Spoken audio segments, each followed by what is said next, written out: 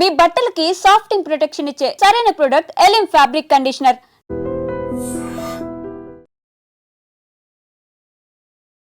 మరికొన్ని గంటల్లో జపాన్లో సునామీ వస్తుందని, దేశం అంతమవుతుందని బాబా వంగా తన పుస్తకంలో రాశారు. జూలై 5వ తేదీన ప్రళయం వస్తోంది, కోట్లాది మంది ప్రజలు చనిపోతారు, ప్రపంచ పటంలో జపాన్ దేశం ఇక ఉండదని పుస్తకంలో రాసింది. సో జపాన్ ప్రజలు ఇప్పుడు ఆందోళన చెందుతున్నారు. జూలై 5వ తేదీన ఏం జరగబోతోంది? ప్రళయం వస్తుందని జపాన్కు చెందినటువంటి న్యూ బాబా వంగా తన ప్రిడిక్షన్లో రాశారు. జపాన్, ఫిలిప్పీన్స్ దేశాల మధ్య సముద్ర గర్భంలో ఒక చీలిక ఏర్పడబోతోంది, ఈ సునామీలో కోట్లాది మంది ప్రజలు చనిపోతారు అని స్పష్టంగా ఈ బుక్లో బాబా వంగా రాశారు. ఇకపై జపాన్ దేశం ప్రపంచ పటంలో ఉండదని బాబా వంగా పుస్తకంలో రాసింది. ప్రసిద్ధ ఆర్టిస్ట్ రియోటక్స్కిని జపాన్ బాబా వంగా అని కూడా పిలుస్తారు.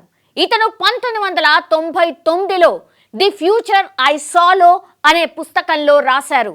ఇందులో భవిష్యత్తులో ఏం జరగబోతోంది దివ్య దృష్టితో చూసి పుస్తకంలో పూర్తిగా రాసి ఉంచారు. మొదట్లో ఈమె పెద్ద ఫేమస్ కాలేదు, కానీ కాలక్రమేణా ఆమె రాసినవన్నీ జరగడంతో బాగా పాపులారిటీ పొందింది. ఇప్పుడు జూలై 5వ తేదీన జపాన్లో సునామీ వస్తుందని రాసి ఉంది. మరి ఇది నిజమవుతుందో లేదో వేచి చూడాలి. కానీ ఇప్పుడు అందుతున్నటువంటి అప్డేట్, కానీ తాజాగా జపాన్ను గత 2 వారాలుగా వరుస భూ ప్రకంపనలు వణికిస్తూ ఉన్నాయి. ముఖ్యంగా దక్షిణ జపాన్లోని టొకారా దీవుల సమీప ప్రాంతాల్లో ఈ ప్రకంపనలు తీవ్రమైన ఆందోళనకు గురి చేస్తూ ఉన్నాయి. జూన్ 21 నుంచి ఇప్పటి వరకు ఈ ప్రాంతంలో దాదాపుగా 900 సార్లు భూమి కంపించింది. ఐ రిపీట్, దాదాపు 900 సార్లు భూమి కంపించింది. కొన్నిసార్లు ఇవి తేలికపాటి ప్రకంపనలుగా ఉన్నప్పటికీ కొన్ని భూకంపాలు చాలా తీవ్రంగా ఉండడంతో ప్రజల్లో ఇప్పుడు తీవ్ర భయాందోళన వ్యక్తమవుతోంది. బుధవారం కూడా ఇక్కడ 5.5 తీవ్రతతోని భూకంపం వచ్చింది. ప్రభుత్వం అట్లాగే స్థానిక విపత్తు నిర్వహణ విభాగాలు ఈ ఘటనను నిరంతరం చాలా నిశితంగా పరిశీలిస్తున్నాయి. ఇప్పుడు ఈ వరుస భూకంపాల కారణంగా టొకారా ఐలాండ్ చుట్టుపక్కల నివసించే ప్రజలు రాత్రిపూట అసలు పడుకోవట్లేదు, కూర్చొని ఎలాంటి పరిస్థితి వస్తుందో అని వేచి చూస్తున్న పరిస్థితి. భవనాలు కదలడం, గోడల రేఖలు, అట్లాగే చిన్నపాటి పగుళ్ళు రావడం వంటి దృశ్యాలు అక్కడ ప్రజల్ని ఇంకా కూడా భయాందోళనకు గురి చేస్తున్నాయి. అంతేకాదు, కొందరు తమ ఇళ్లను ఇప్పుడు తాత్కాలికంగా వదిలేసి బంధువుల ఇళ్లకు లేదా సమీప భద్రత గల ప్రాంతాలకు వెళ్ళిపోతున్నటువంటి సిచ్యువేషన్ కనిపిస్తోంది. స్థానిక స్కూళ్లు కావచ్చు, కొన్ని కార్యాలయాలను కూడా ఇప్పుడు తాత్కాలికంగా పూర్తిగా షట్ డౌన్ చేసేశారు. మిగిలిన ప్రాంతాలతో పోలిస్తే ఇప్పుడు టొకారా దీవుల్లో జనావాసాలు చాలా తక్కువగా ఉండడం ఒక్కటే కొంచెం ఇప్పుడు ఊరటనిచ్చే అంశం అని చెప్పొచ్చు. ఇక్కడ వారిని ఏ క్షణమైనా తరలించేందుకు వీలుగా కూడా అధికారులు పూర్తిగా సన్నద్ధమైపోయారు. ఇక్కడ వారిని ఏ క్షణమైనా తరలించేందుకు వీలుగా అధికారులు కూడా పూర్తిగా సన్నద్ధమైన పరిస్థితి అక్కడ కనిపిస్తోంది. ఇక్కడ జూన్ 23న అత్యధికంగా ఒక్క రోజులోనే 183 సార్లు భూమి కంపించింది. తమకు ఎప్పుడు భూమి కదిలినట్లే అనిపిస్తోందని ఒక బాధితుడైతే బోరున విలిపిస్తున్నటువంటి పరిస్థితి కనిపిస్తోంది. నిజం చెప్పాలంటే కూడా ప్రపంచంలోనే అత్యధికంగా భూకంపాలు నమోదయ్యే ప్రదేశాల్లో జపాన్ ఒకటి. ఇది మనందరికీ తెలిసిందే. పసిఫిక్ రింగ్ ఆఫ్ ఫైర్ అనే ప్రదేశంలోనే ప్రధాన భూఫలకాలపై ఈ దేశం ఉంది. ఇక్కడ ఏడాదికి 1500 వరకు ప్రకంపనలు నమోదవుతూనే ఉంటాయి. ఇది వెరీ వెరీ కామన్. గత ఏడాది ఇదే దీవుల్లో 346 సార్లు భూమి కంపించింది. మొత్తం 12 దీవులు ఇక్కడ ఉన్నాయి. వీటిల్లో 7 చోట్లే ప్రజలు ప్రస్తుతం నివసిస్తూ ఉన్నారు. వీరు కూడా మొత్తం సుమారు 700 మంది ఉంటారు అని కూడా ఒక అంచనా. అధికారులు ఈ ప్రకంపనల శ్రేణిని తీవ్రంగా పరిగణలోకి తీసుకుంటూ ఉన్నారు. భారీ భూకంపాలు సంభవించొచ్చన్న హెచ్చరికల నేపథ్యంలో ప్రజలకు ముందు జాగ్రత్త చర్యలు తీసుకోవాలని కూడా అక్కడున్నటువంటి అధికారులే సూచిస్తున్నారు. అవసరమైతే తక్షణ సహాయం చర్యలు అందించేందుకు కూడా ఎమర్జెన్సీ సర్వీసులు కూడా పూర్తి స్థాయిలో 24/7 అందుబాటులో ఉన్నాయి. 3 లక్షల మంది ఒకేసారి మరణగండం ఉంది. అక్కడ గజగజ వణికిపోతున్నారు. ఆ దేశంలోని ప్రజలంతా కూడా ఎర్త్ క్వేక్ అంటే భూకంపం గురించి మనం ఇప్పటి వరకు విన్నాం. మొన్ననే మయన్మార్లో కూడా చూసాం.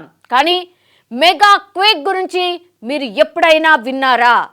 రాబోయే కాలంలో జపాన్లో చూడొచ్చు అంటున్నారు సైంటిస్టులు. సెస్మోగ్రాఫ్ పై 7.7 మాగ్నిట్యూడ్ తీవ్రతతో వచ్చిన భూకంపంతో మయన్మార్ పూర్తిగా వణికిపోయినటువంటి పరిస్థితి. పొరుగునే ఉన్నటువంటి థాయిలాండ్ కూడా పూర్తిగా కుదేలైపోయింది. ఎర్త్ క్వేక్ అంటే భూకంపం గురించే మనకు తెలుసు. మొన్ననే మయన్మార్లో మనం స్పష్టంగా చూసాం. కానీ మెగా క్వేక్ గురించి మనం ఎప్పుడు వినలేదు. కాబట్టి రాబోయే కాలంలో జపాన్లో చూడొచ్చు అంటున్నారు సైంటిస్టులు. సెస్మోగ్రాఫ్ పై 7.7 మాగ్నిట్యూడ్ తీవ్రతతో వచ్చిన భూకంపంతో మయన్మార్ నేలమట్టమైపోయింది, మనం చూసాం. థాయిలాండ్ కూడా కుదేలైపోయింది, అది కూడా మనం చూసాం.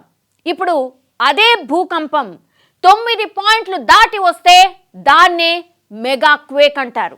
ఆ స్థాయి భూకంపం వస్తే ఆ తర్వాత సునామీ కూడా విరుచుకుపడుతుంది. ఇప్పుడు ఇదే మెగా క్వేక్ భయం జపాన్ని వెంటాడుతోంది.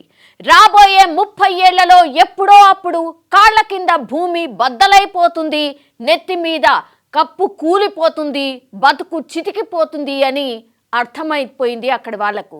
దాన్ని ఎలా ఎదుర్కోవాలా అనేదే జపాన్కు ఇప్పుడు అతిపెద్ద సమస్యగా మారిపోయింది. ఆ మెగా క్వేక్తో జపాన్లో 3 లక్షల మంది మరణిస్తారని అంచనా ఉంది. 12 లక్షల మందికి పైగా నిలువ నీడ లేకుండా పోతారని చెప్తున్నారు. 2 లక్షల కోట్ల నష్టం వాటిల్లుతుంది. అంటే మన కరెన్సీ ప్రకారం సుమారుగా 170 లక్షల కోట్ల రూపాయలు. ఇక చలికాలం పూటనో రాత్రి వేళనో భూమి బద్దలవుతుంది. ఆ తర్వాత సునామీ పడగ విప్పి విరుచుకుపడుతుందని ఒక అంచనా కూడా వేస్తున్నారు. 2024లో దక్షిణ జపాన్లో వచ్చినటువంటి భూకంపం తర్వాత ఈ మెగా క్వేక్ అంచనాలు స్పష్టంగా ఒక దిశను సూచిస్తున్నాయి. నాంకై ట్రఫ్ కేంద్రంగా ఈ మెగా క్వేక్ వస్తుందని భావిస్తున్నారు. టోక్యో నుంచి కుషు ద్వీపం దాకా సముద్రం లోపల 900 కిలోమీటర్ల పొడవుంచే గోతినే నాంకై ట్రఫ్ అంటారు. ఇక్కడే యూరోపియన్ టెక్టోనిక్ ప్లేట్ కిందికి ఫిలిప్పీన్స్ సీ ప్లేట్ చొచ్చుకు వెళ్తోంది. దీంతో అవి ఒకదానికొకటి ఢీకొన్నప్పుడు సెస్మోగ్రాఫ్ పై 9 పాయింట్లను మించి మహాభూకంపం లేదా మెగా క్వేక్ పుడుతుంది. రాబోయే 30 ఏళ్లలో ఏ క్షణంలో అయినా ఇది సంభవించవచ్చని ఒక సమాచారం.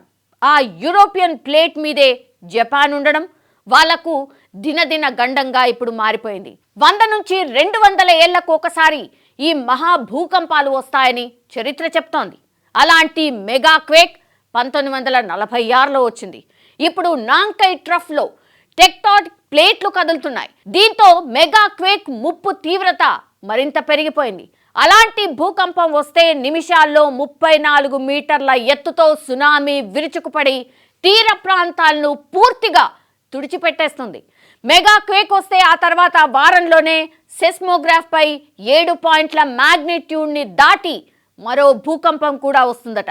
దీన్ని ఎలా ఎదుర్కోవాలా, నష్ట తీవ్రతను ఎలా తగ్గించాలా అని ఇప్పుడు జపనీయులు తలలు బద్దలు కొట్టుకుంటున్నారు. ఈ ప్రపంచంలో భవిష్యత్తులో ఏం జరగబోతోందని ముందే కొందరు జ్యోతిష్యులు అంచనా వేస్తూ ఉన్నారు. అయితే కరోనా వస్తుందని ముందుగానే గ్రహించి 20 ఏళ్ల కిందటే తన పుస్తకంలో బాబా వంగా రాశారు.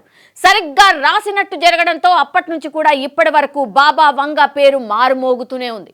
జూలై 5న సునామీ రాబోతోంది, జపాన్ అంతమవుతుందని బాబా వంగా ప్రిడిక్షన్ చెప్తోంది. ఇంతకీ బాబా వంగా తన ప్రిడిక్షన్లో సునామీ గురించి ఏం రాశారు? నిజంగానే సునామీ వస్తుందా? ఈ ప్రపంచం అంతమవుతుందా? లేకపోతే కేవలం జపాన్ అంతమవుతుందా అనే విషయాలు ఇప్పుడు తెలవాలంటే ఆ ఆర్టికల్కి సంబంధించి పూర్తి విషయాలు మనం తెలుసుకోవాల్సిందే. ఇప్పటి వరకు కూడా బాబా వంగా చెప్పినటువంటి కొన్ని విషయాలు నిజమయ్యాయి. అవేంటి అంటే 1995లో కోబ్ భూకంపం, 2011 తోహోలో భూకంపం, 2020లో కరోనా వైరస్, ఫ్రెడ్జీ మెర్క్యూరీ మరణం కూడా బాబా వంగా తన పుస్తకంలో రాశారు.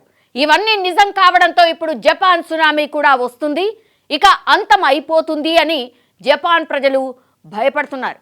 మరి జపాన్ దేశం ప్రపంచ చిత్రపటంలో ఉంటుందో లేదో తెలియాలంటే జూలై 5వ తేదీ వరకు వేచి చూడాల్సిందే. నిజంగా ప్రస్తుతం ఉన్నటువంటి సమాజం దేనికి ప్రయారిటీ ఇస్తుంది? ఆర్థిక సంబంధాల చుట్టూ మాత్రమే తిరుగుతోంది. మళ్ళీ ఎన్నికలంగానే చాలా విరక్తి కలుగుతాం.